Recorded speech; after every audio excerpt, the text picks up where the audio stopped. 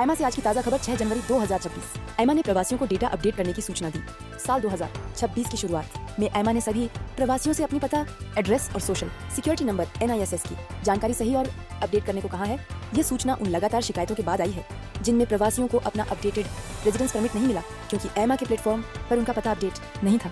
NISS से जुड़ी जरूरी जानकारी। एमा ने स्पष्ट किया है कि अगर NISS नंबर अपडेट नहीं किया गया तो पुर्तगाली नागरिकता के लिए आवेदन की प्रक्रिया आगे नहीं बढ़ पाएगी। एमा की रणनीति।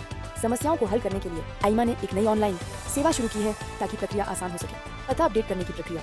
एमा के ऑनलाइन कॉन्टैक्ट फॉर्म पर जाइए, सब्जेक्ट में चुने रिन्यूअल पोर्टल, सब सब्जेक्ट में पता अपडेट करने वाला विकल्प चुने, नया पता सबमिट करें। एमा का कहना है कि मामला 2 कार्य दिवस में सुलझा दिया जाएगा। NISS नंबर अपडेट करने की प्रक्रिया वही ऑनलाइन फॉर्म इस्तेमाल करना होगा। सब सब्जेक्ट में बताना होगा कि आप NISS सुधारना चाहते हैं या नया NISS दर्ज करना चाहते हैं। इस मामले में भी एमा ने 2 कार्य दिवस में समाधान देने का वादा किया है। पुर्तगाल में IRS टैक्स में नए बदलाव। संक्षिप्त समाचार। साल 2026 के लिए सैलरी एंड पेंशन पर लागू होने वाली नई IRS टैक्स कटौती तालिकाएं फाइनेंस पोर्टल पर जारी कर दी गई है। नई व्यवस्था के तहत 920 यूरो तक की मासिक ग्रॉस आय और पेंशन पर 0% टैक्स लगेगा। ये बदलाव न्यूनतम वेतन पाने वालों को टैक्स से बचाने के लिए किया गया है।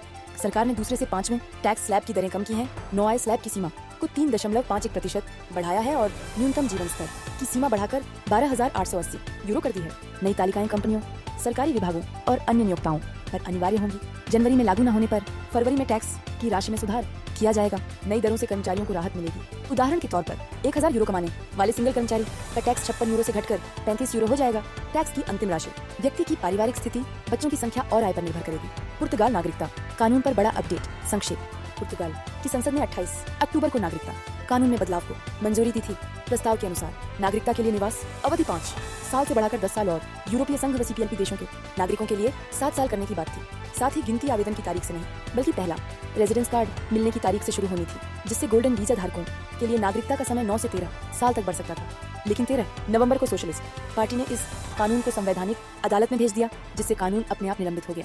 अभी यह कानून न तो साइन हो सकता है, न प्रकाशित हो सकता है और न ही लागू हो सकता है। फिलहाल गोल्डन वीजा धारकों के रेजिडेंस अधिकारों में कोई बदलाव नहीं है। वे परमिट रिन्यू कर सकते हैं, शेंगेन में यात्रा कर सकते हैं और फैमिली रियूनिफिकेशन जारी रहेगा।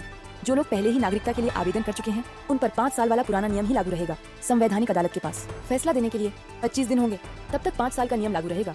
आगे चलकर कानून पूरी तरह मंजूर, आंशिक रूप से बदला या रद्द भी हो सकता है। कल का लिस्बन और पोर्टो मौसम रिपोर्ट। लिस्बन। कल लिस्बन में तापमान लगभग 15 डिग्री सेल्सियस तक रहेगा और रात का तापमान लगभग 9 डिग्री सेल्सियस होगा। दिन में मौसम आंशिक रूप से धूप वाला और थोड़े बादल वाले रहेगी और सुबह में कुछ बारिश की बूंदें भी आ सकती हैं।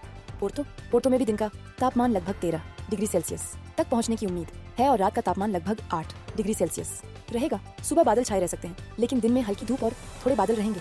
दोनों शहरों में ठंडा मौसम रहेगा। सुबह कुछ बारिश या बादल और दिन में धूप के साथ बादल का मिलाजुला मौसम संभव है। आज के लिए इतना ही। मिलते हैं कल।